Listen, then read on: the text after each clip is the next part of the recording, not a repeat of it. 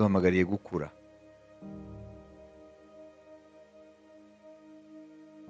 Kuko hariho abasigaye ku mata.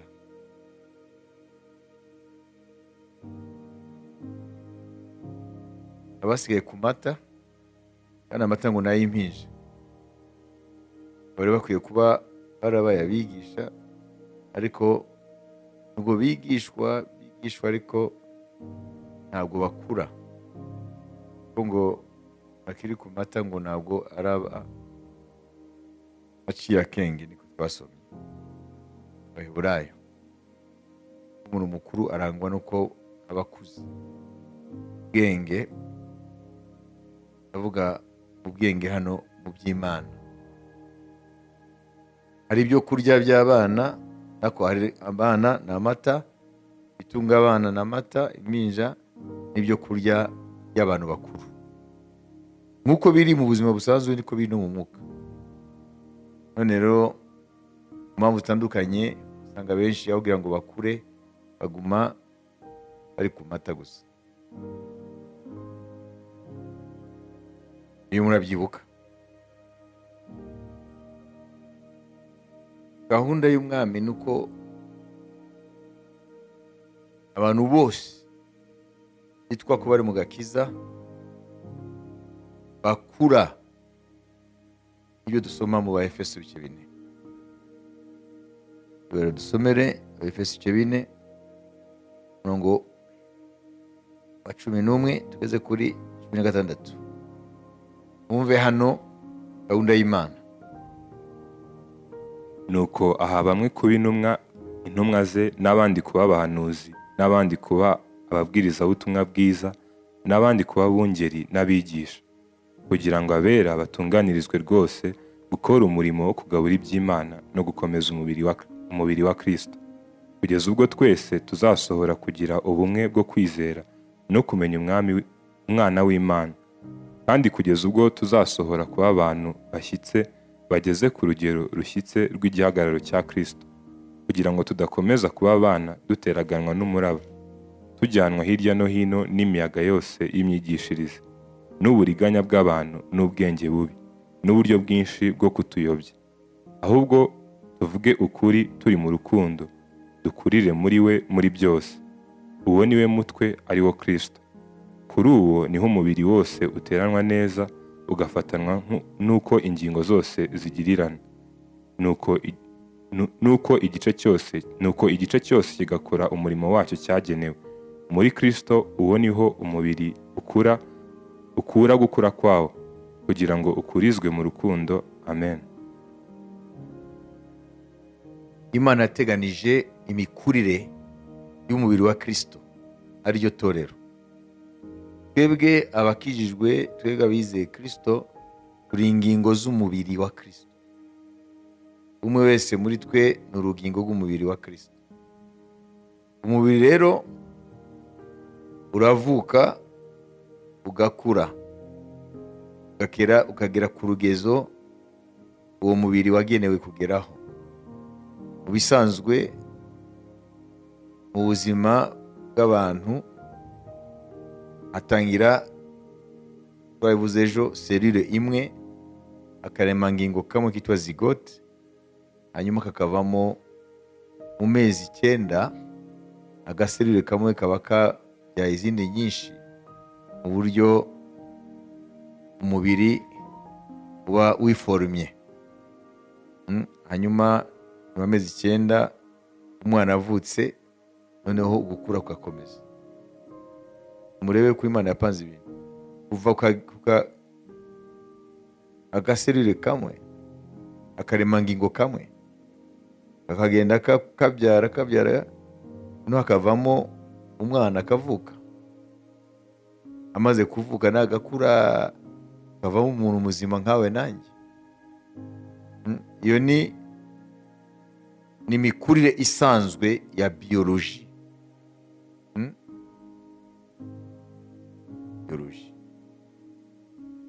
Kwiga iby'ubuzima.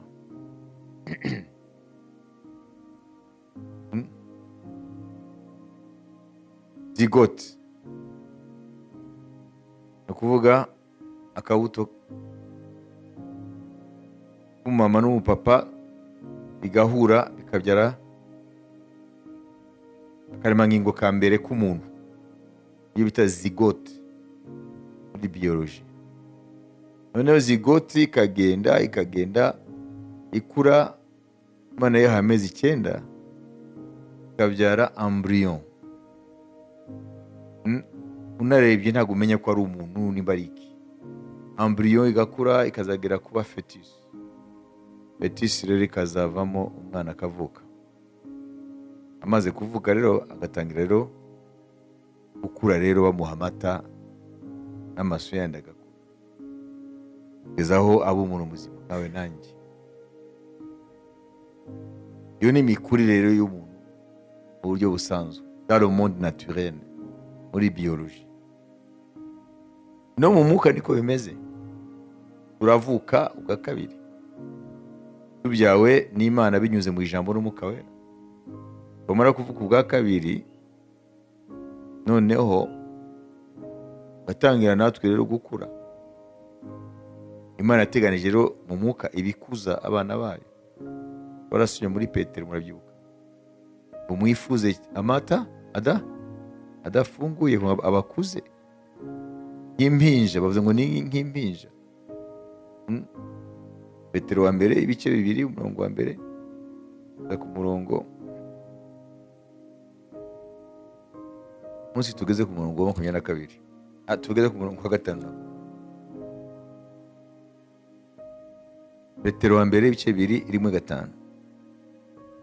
Nuko mwiyambure igomwa ryose n'uburiganya bwose n'uburyarya n'ishyari no gusebanya kose, mumere nk'impinja zivutse vuba, mwifuza amata y'umwuka adafunguye, kugira ngo abakuze abageze ku gakiza, niba mwarasogongeye mukamenya yuko umwami wacu agira neza.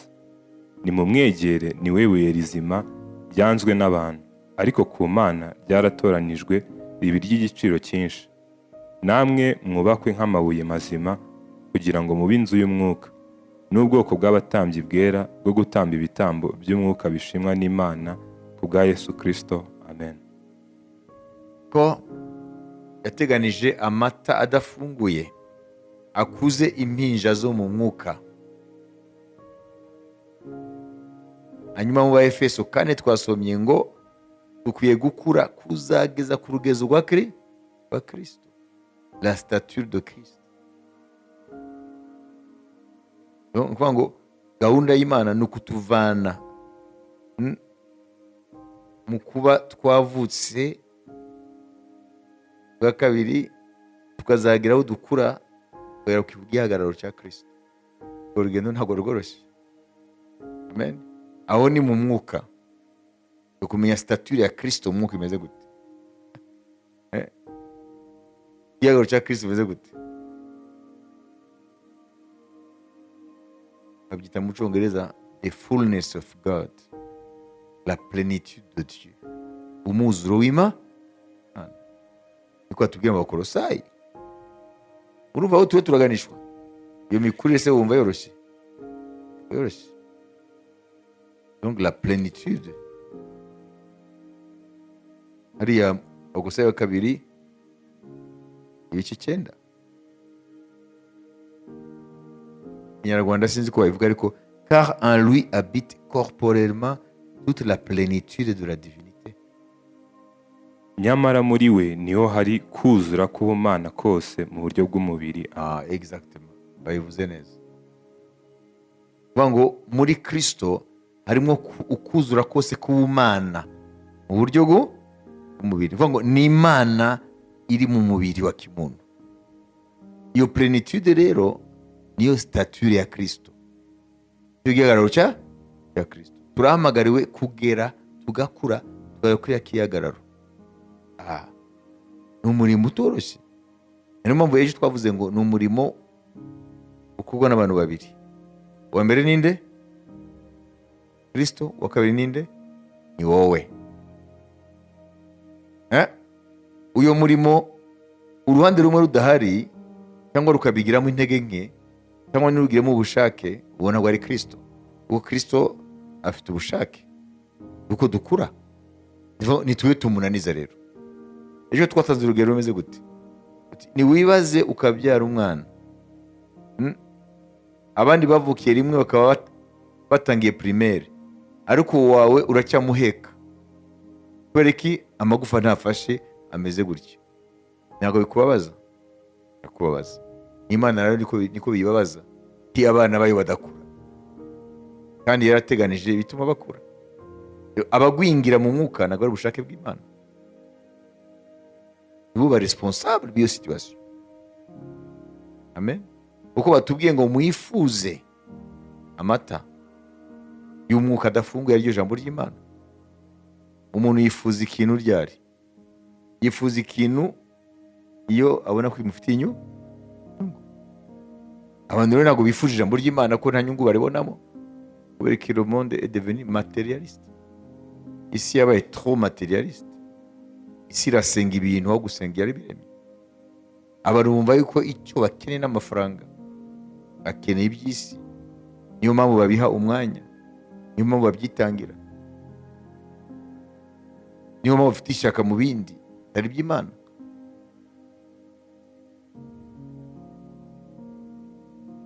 Bavuze ngo muyifuze. Ntabwo ushobora kwifuza rero ni wowe utakeneye. Mwifuze, désiré, mwifuze amata y'umwuka adafunguye, ariryo jambo ry'Imana. Cyane muri iki gihe turimo cya nyuma, abantu bari pro par le monde, abantu bakurwa cyane n'isi, birababasha cyane.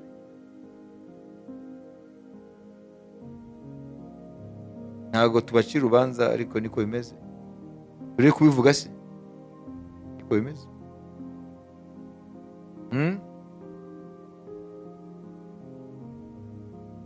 Like newborn babies, crave pure spiritual milk, so that by it you may grow up in your salvation. No kwifuza. Kwifuza ijambo ry'Imana, ukarishakira umwanya wo kuryiga, wo kuritekerezaho, aho niho ushobora gukura mu gakiza kawe. Ntabwo ari bya biri ku cyumweru gusa by'amateraniro, bibura umwanya uhagije. Niyo mpamvu mu Bayuda ntabwo basomaga gusa ijambo ry'Imana ku isabato, ndavuga mu gihe amasinagoge, nako ingoro yari imaze gushenywa bagateranya amasinagoge yabo. Ntabwo basomerwa gusa ijambo ry'Imana, amategeko ya Mose n'iki, ndavuga Abayuda, ahubwo baragiraga umwanya wo kumedita, wo gutekereza ku byo Imana iba yaravuze. Niyo mpamvu ubona umwana w'Umuyuda abazi Tora yose mu mutwe, abazi amategeko yose ya Mose mu mutwe, kubera ko ariho meditation. Na Dawidi aravuga ibintu byinshi ngo abyuka amajoro akamedita ku ijambo ry'Imana. Niko avuga. Nibangaye se ibyo babikora. Je devance la nuit, je devance plutôt le lever de la nuit afin de méditer ta parole. Arabyuka nijoro kugira ngo atekeze ku ijambo Imana. Niyo mpamvu yabashije kugira mu gihagararo cyashimishije Imana. Amen. Rero turi busy ibintu byinshi, uyu nta mwanya. Rero uburyo Imana yateganije bwo gukuza itorero ni irihe? Iyo tuvuga itorero hano umenye ko rigizwe nawe nanjye. Iyo tuvuze itorero ni ukuvuga bakijijwe, abana b'Imana, abo ni bo witwa ingingo z'umubiri wa Kristo. Imana uburyo yakoresheje n'ubwe, uburyo yateganije kugira ngo ikuze umubiri wa Kristo, ariryo torero. 11 ngo yahaye bamwe kuba intumwa, abandi abahanuzi, abandi bavuga ubutumwa bwiza, abandi abungeri n'abigisha. kugira ngo Imana ibakoreshe kuza umubiri wa Kristo. Ubwo ni bwo buryo rero Imana ikuza umubiri wa Kristo binyuze muri abo bantu yahamagaye. Bibiliya ikabita le ministère don. Abo bantu bitwa gift z'umwami ku itorero rye. Hariho impano z'umwuka wera zivugwa mu Bakorinto ba mbere 12 rimwe 11 no mu Baroma 12. Impano z'umwuka wera zitandukanye. Hariho ziriya mpano zine zitwa impano z'umwuka ziri spirituel mu buryo harimo na les dons de puissance zirimo. Hariho n'izindi impano bavuga, impano yo kuyobora, impano yo gutanga n'ibindi.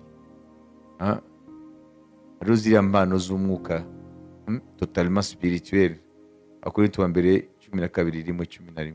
Ariko hari izindi zivugwa mu Baroma, impano yo gutanga, impano yo kuyobora, impano yo kugira ubuntu n'ibindi byose.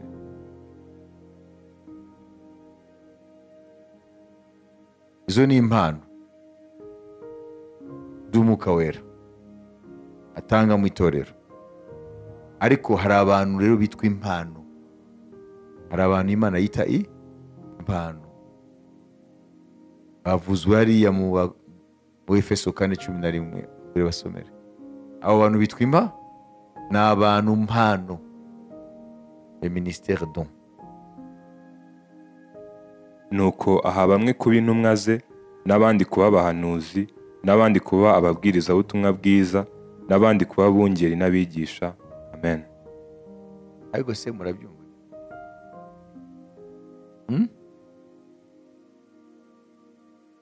Murabyumva? Bereza. Hano baravuga ngo il a donné les uns. Il a donné les uns. Abo iki? Iyo bavuga ngo il a donné aux uns. Tandukanye ngo il a donné les uns. Tandukanye. Il a donné aux uns. Bavuga ngo yaraje aramba. Iyo bita il a donné aux uns. Ariko hano bavuze ngo il a donné les uns. Yafasha abo bantu arabatanga. Abayimpa dore yo bitandukanye. Babisi ntabwo yahaye abo bantu impano, ahubwo abo bantu ni impano ze yahaye itorero. Ariko ibintu benshi ntabwo babizi. Bayumvise aba bavugwa hano,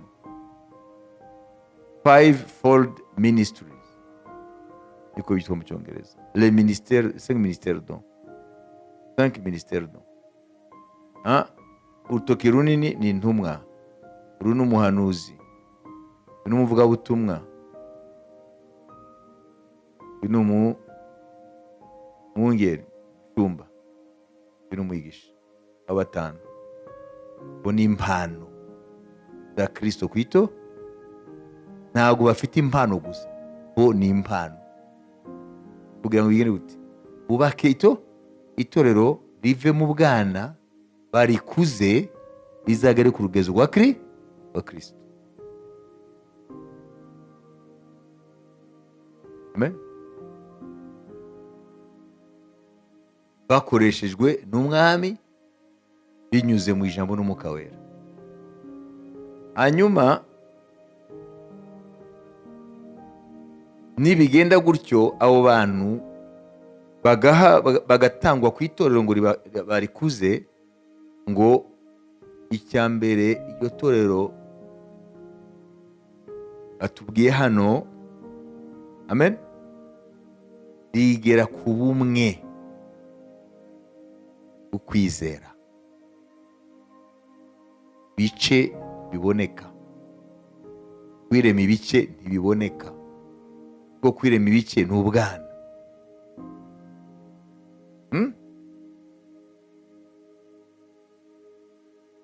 Jusqu'à ce que nous soyons tous parvenus à l'unité de la foi. Tugere ku ubumwe kwizera burahari se uyu munsi urabona biboneka n'ibiki bice twege turaba nubona ibyo bike uzavuga ngo itorero ryuzuyemo ubwana impinja kandi impinja zikayobora izindi mpinja kuko bafite amatitire gusa ariko nta maturite hari uza kwibona. Amen.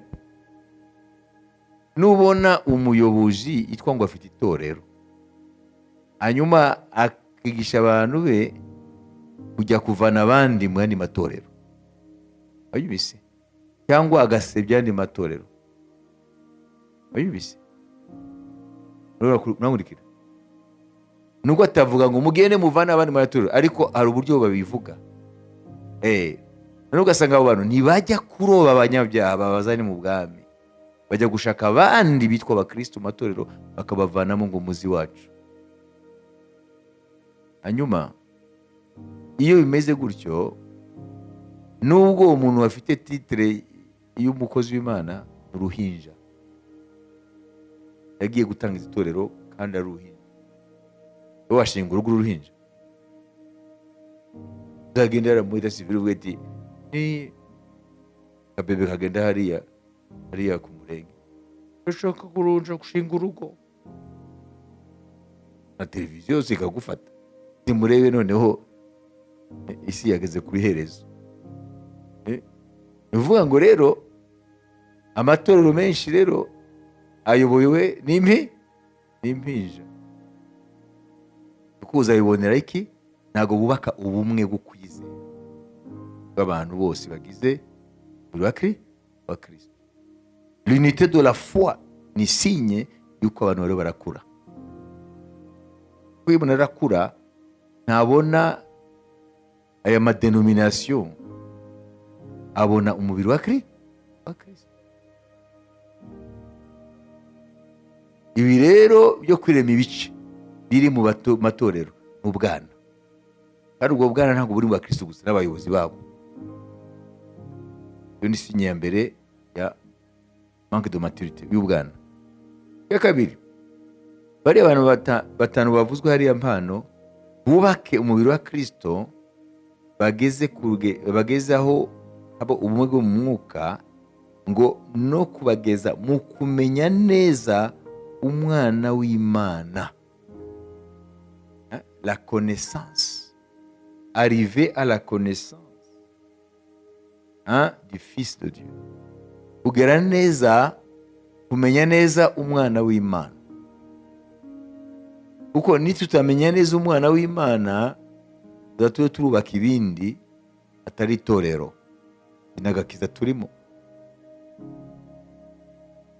Arriver à la connaissance du Fils de Dieu. Kumenya neza umwana w'Imana, à l'état d'homme fait, nk'abantu bashitse à la mesure de la stature parfaite de Christ, urugezo rwuzuye rushitse rwa Kristo. Uyu ni umurimo w'abariya abantu batanu bavuzwe: intumwa, umuhanuzi, umuvugabutumwa, umwungeri, wigisha. Ibi ni Imana irababwira. Nubona itorero yitwa itorero, ari ibyitwa itorero ariko mu ijuru ntabwo babyita itorero. Nubona ibyitwa itorero bitubaka ubumwe bwo mu kwizera, ubumwe bwo kwizera, ngo abantu bagere ku kwizera kumwe. Kubera iki? Nta kwizera ko bariya nuko bariya, ndavuga muri Kristo. Gatangiye avuga se umurongo wa mbere bize ku murongo wa gatandatu, niko batubwira hari ukwizera kumwe.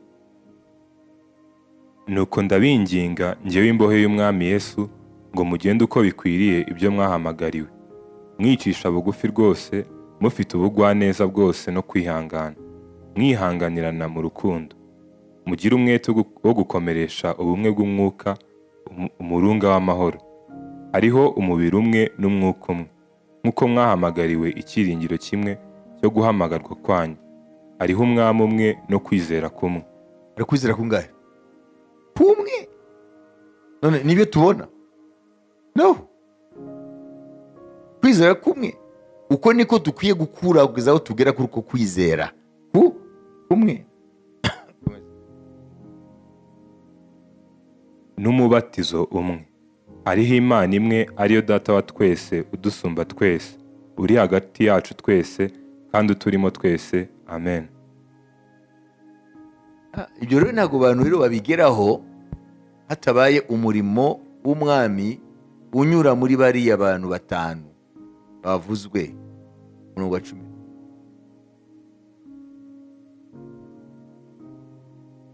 Donc abantu bafite ukwizera kwabo, buri muntu wese afite ukwizera kwe, itorero rifite ibyabyo, hanyuma bagira ngo bafite ibyiringiro bitandukanye bahamagariwe, bagira ngo bafite abami benshi, buri wese afite Yesu, itorero rifite Yesu aryo, bagira ngo hari umubiri wa Kristo w'abariya n'uw'abariya, bagira ngo ari Data twese w'abariya n'uw'abariya. Ibi bintu byose mubona byavuzwe hano ntibigerwaho kubera yuko abantu bari mu bwana. Ushobora kugeza abantu aho utaragera. Bishoboka.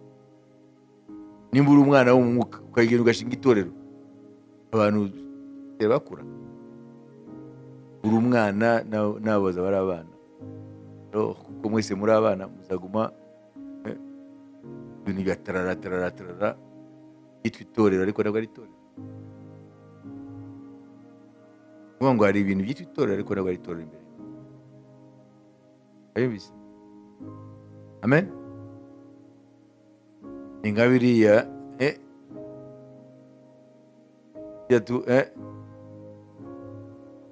barambwiye ngo hari ahantu hari akaduka gato sinzi hariho ukanditswe ngo ni Walmart. Walmart ni supermarket yo muri North America. Ako kaduka gato ngo kanditsweho Walmart supermarket. Yesi ndakabona ariko barakambwiye. Muti yena basubije ni kwizera ko kazavamo supermarket. Ariko se kabaye supermarket? Ntabwo ari supermarket. Harimo utuntu duke cyane. Ayobise. None se ni muyita itorero kandi Imana ibona ko muri impinja gusa were ku bayobozi baryo muhita muhinduka itorero. Ni nka wa muntu rero afite akaduka gato yakise Walmart. Yoga abantu bita supermarket kandi ari utuduka duto.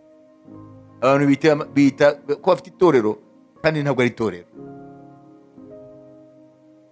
Kurikije critères za Bibiliya. Ibi ntabwo ari jye mbihimba. Nubite muri Bibiliya yawe. Amen. Donc l'unité de la foi. Abantu barangwa ko bari barakura kubera yuko bari barakura mu bumwe bwo kwizera. Nta kwizera ko bariya nako bariya.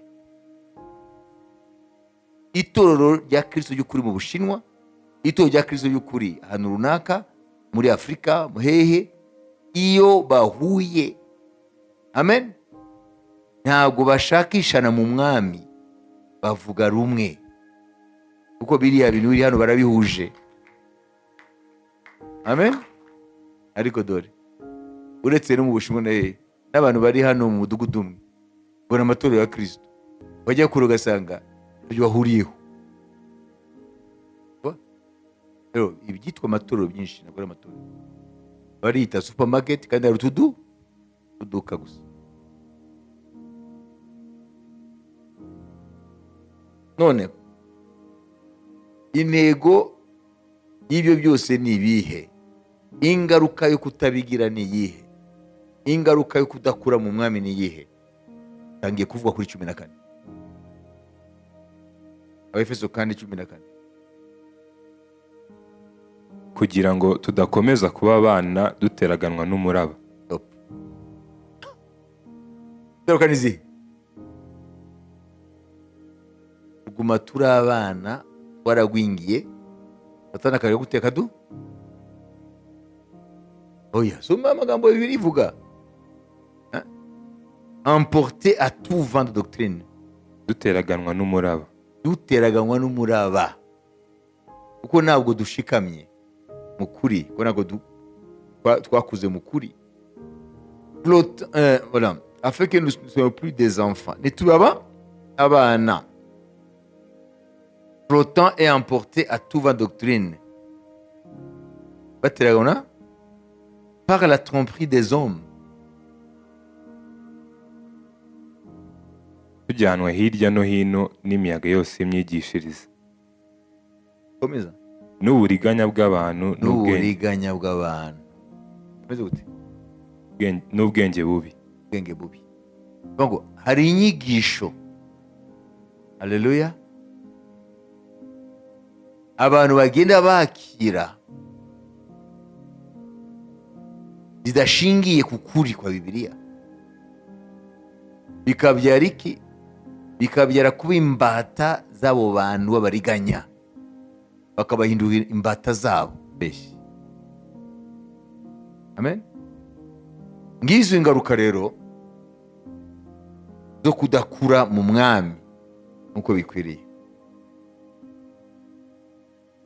Duhinduka tuguma turi abana mu by'ubwami, hanyuma tukajugunywa hirya no hino n'imyigishirize y'ibinyoma, none tukisanga turi imbata z'abariganya, hanyuma tukaguma twishuka ngo turi mu gakiza, ngo turi mu bushake bw'Imana, kandi ntawe bihuriye n'Imana. Amen. Ugasanga abantu bafite ishyaka ritari ryo, ils ont un zèle qui n'est pas pur, bafite ishyaka ritari ry'umwami. Niyo mpamvu ubona bagenda bagasenya amatorero yandi, kuko ntabwo bigishijwe ibi. Bagenda basenya itorero rindi hariya, kuko bagenda niki? Ishyaka ririmo ibinyoma bitari ishyaka by'ukuri. Uzi ko ushobora kugira ishyaka ritari ryo, hari iwanyu bakagenda batuka itorero kugira ngo bavane abantu hariya babajyane iwabo. Mumva hari ibihuri no gukuri? Ni ukuyita supermarket kandi uri agaduka gato amandazi akawunga ntabwo bafite muri iyo duka, kuko ntabwo babona aho bashyira imifuka, ko ni hato cyane, ariko bariyita supermarket.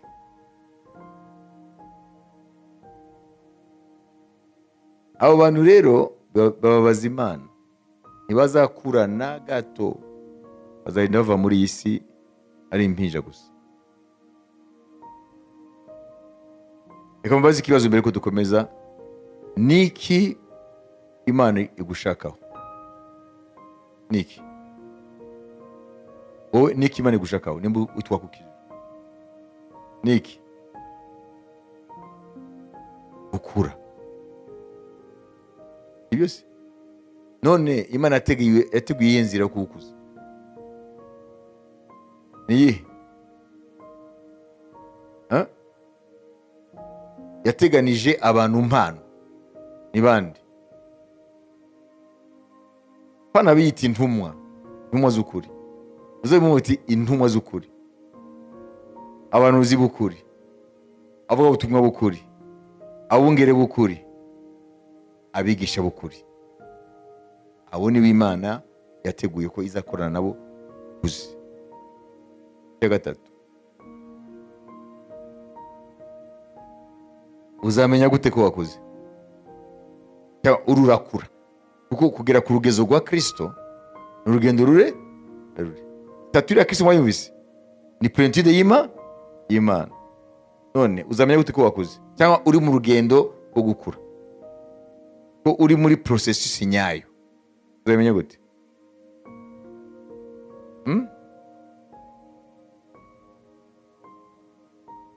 Uzamenya gute ko urava mu bwana? ya mbere mwacyumvise,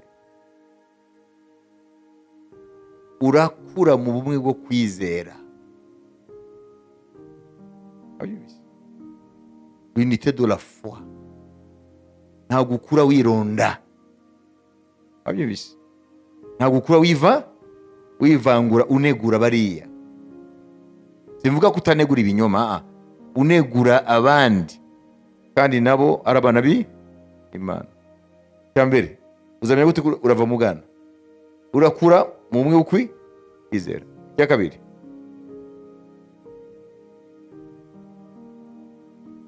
kabiri, mu bumenyi bwo kumenya neza umwana w'Imana. Niyo ndabihimba, niyo ndagusubiramo ibintu bibiri yawe. Amen, amen. Ikugeze ku rugezo, oya ubumwe bwo kwizera twahavuye. Ikugeze ku rugezo, amen, rw'umuntu ushitse mu kigahagararo gishitse cya Kristo. Nibyo.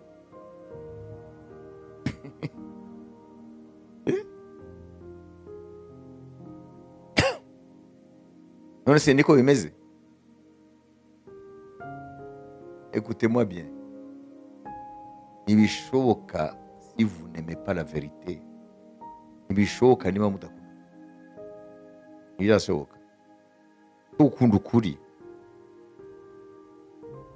Twebwe rero tufite ibibazo yo gukunda ukuri. Hano mwabonye kamere muntu nibangamira imirimo. Kamere muntu nibangamira imirimo y'Umwuka Wera. Kamere zacu nizo zibangamira iyo murimo. Ko twavuze ko ntibizashoboka hatabaye ubushake bw'abantu babiri, umwami nawe. Oro turabizi ko umwami abishaka. Wowe rero ese uramworohera ngo abikore byubake? Urambwira uti none se ko abo bantu mpano twababuze? Hari abanyabinyoma ariko ba Pawulo baracyahari. Abizi abakozi b'ibinyoma, abakozi b'ukuri.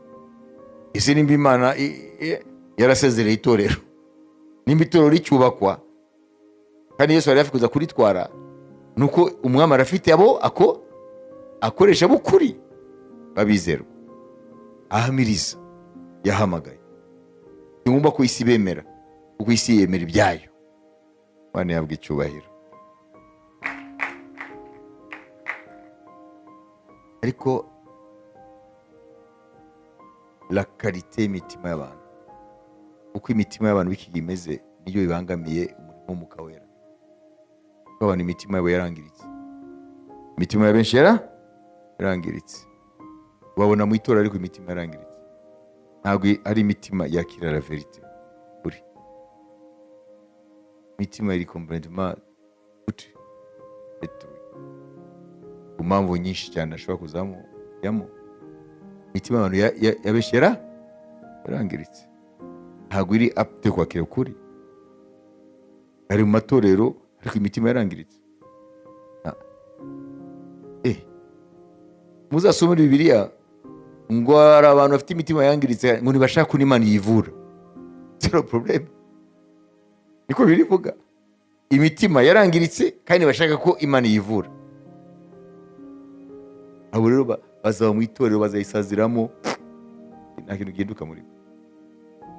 Rien ne change. Abo rero ntibazigira banakura. Birumvikana. Bazarinda bava muri iyi si batigeze bakura. Kuko gukura ni qualité y'umutima. Umutima wawe uko umeze nibyo bidetermina nimba uzakura cyangwa utazakura.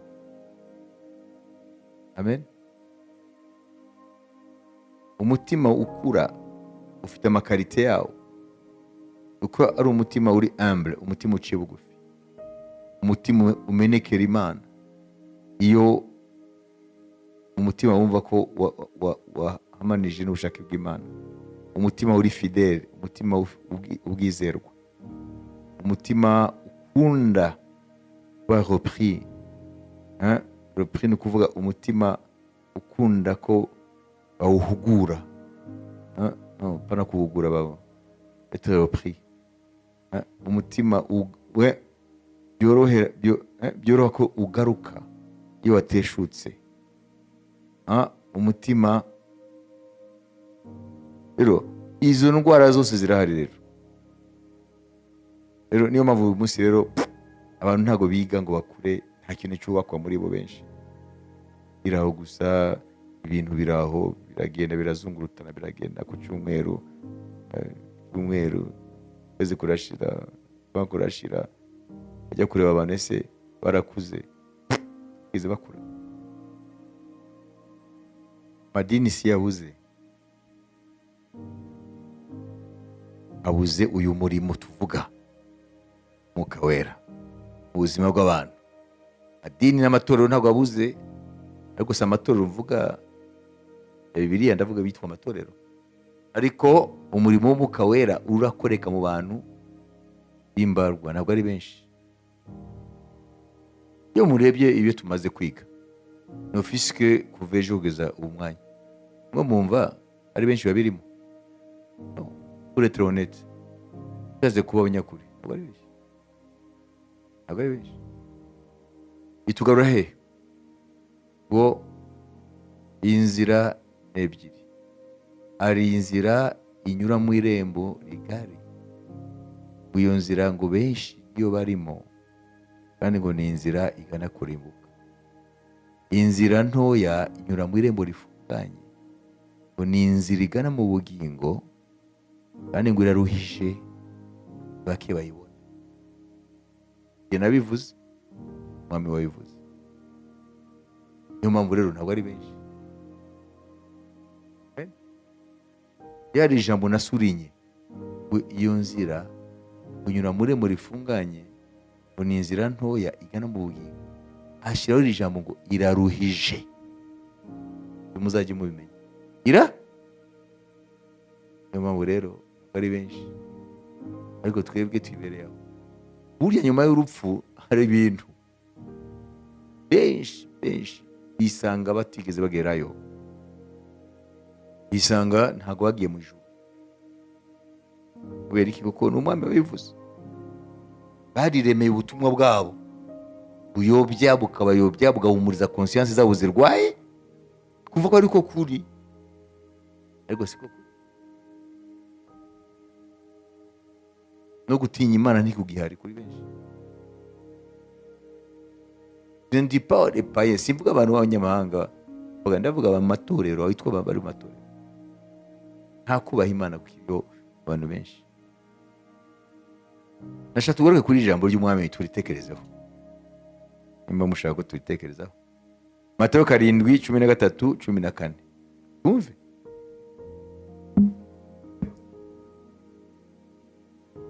Munyure mu irembo rifunganye, kuko irembo ari rigari, n'inzira ijyana abantu kurimbuka ari nini, kandi abayinyuramo ni benshi.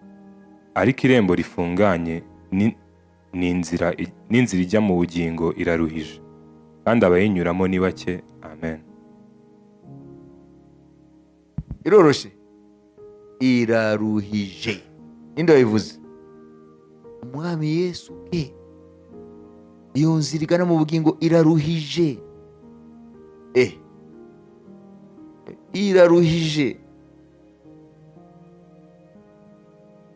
Iraruhije. Nureba ubuzima turimo, ukareba n'iby'Imana ivuga ku byerekeye abantu bariho barajya mu bugingo, usanga benshi ntabwo bajya mu bugingo. Bivuga ngo rero abantu bapfa tukagenda tubaririmbira ngo aheza ni mu ijuru, ntabwo benshi bagerayo. Iyo ubimenye cyane abinezererwa, abantu barihimbiye agakiza, ariko bakagenda banajonjora muri Bibiliya amagambo afasha ubuhenebere, kandi bakumva yuko baguwe neza ngo bari mu gakiza. Yesu bavuga ntabwo ari Yesu ukuri, ni Yesu bihimbiye. Kuko baratubwiye, Pawulo yaravuze ariko Abakorinto ngo mwarakira ubundi butumwa babwiriza undi Yesu, bahesha undi mwuka. Ibyo ni byo turimo uyu munsi. Niyo mpamvu rero vubaha impanda nivuga hazaba ibintu bikomeye cyane. Benshi bazaba disappointed, bazaba desu, n'agakiza bazaba kuba arimo, kuko bazasanga Imana ntigeze ibemera. Barashutswe arishuka. Ari ni ijambo maze iminsi ntekerezaho, iri naryo reka turitekerezeho. Erega tugiye kugaruka ku la simple vérité de la Bible, tugaruke ku kuri kuri muri Bibiliya. Amen. Yesu yaravuze ngo ku munsi w'amateka ntabwo ari genza abacira urubanza amagambo nasize, nimuhimbira yanyu muzirengera ingaruka. Arisome hariya turebe Matayo 6. Amen. 24. Tegeze kuri ijambo. ntawukeza abami babiri, kuko yakwanga umwe agakunda undi, cyangwa yaguma kuri umwe agasuzugura undi. Ntimubasha gukorera Imana n'ubutunzi. Amen. Inde wabivuze? Unawukorera abami, Mwami Yesu na Satani binyuze mu butunzi bw'isi, mu byo isi twereka. Ndakubabaza, uko mu matorero ntabwo dukeza abami babiri? Ndavuga benshi, nibyo sibyo? None se tuzajya he? Tuzajya he? Ikibazo uvuga ngo Umwami Yesu aza twihakana. Ndakeza abami babiri, Yesu wo ku munwa gusa, ariko mu buzima bw'umwuka abantu bakeza abami babiri. Isi barayikunda cyane, iraryoshye, kandi barashaka no kujya no mu ijuru, kandi byombi bijyana. Guhitamo, ahitamo umwami uri bukorere. Nimba ari Yesu, Yesu nyine. Nimba ari isi, isi nyine.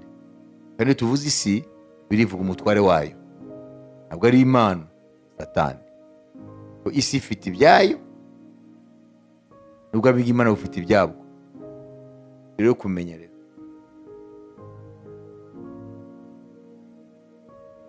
ibi byose ni ibintu umuntu akwiye kumenya, kubitekerezaho. Dufate iminota 5 yo kujya imbere y'Imana, umuntu wese yitekerezeho kuri ibyo twavuze tutangira. Amen. Geze kuri ijambo rya nyuma, korera uwuhe mwami? Uri mu yihe nzira ngari cyangwa inzira ntoya? Uriho urava mu bwana ukura cyangwa ntawe ubwiza unakura namba? Inyigisho ufite muri wowe ni izihe? Wazihawe nande? Zifite ubuhe buhamya ugereranije na Bibiliya? Ibi byose twavuze ni iby'ingenzi. Bazi iminota 5 ubitekerezeho, mwese atekerezeho. Murabizi icyiza cy'amasengesho ngaruka kwezi, aduha opportunity, aduha amahirwe yo kumurikirwa n'Imana mbere yuko dupfa. Imana yabwe icyubahiro, kuko umuntu wese azahamagarwa isanigera, cyangwa ageze ku gihe cy'impanda, ashimwe n'umwami, azazamuka atanyuze mu rupfu. Ariko muri rusange abantu bose banyura mu nzira imwe yitwa urupfu. Rero bitarageraho aya masengesho ngaruka kwezi, aha abantu amahirwe yo kuba imbere y'Imana, Imana ikabamurikira, bamenye ibyo bakosora. Haleluya. kubera ko iyindi minsi tuba turi busy mu by'ubuzima, bigatuma tudatekereza cyane ku byerekeye iherezo ryacu. aya ni amahirwe yo gutekereza ku iherezo ryawe. Imana ishimwe, kuko umaze kuva mu mubiri biba birangiye, nta bindi uhindura. fata iminota 5. Imana ishimwe, turangiza dufate indi minota 5 yo guhimbaza Imana no kuyiramya.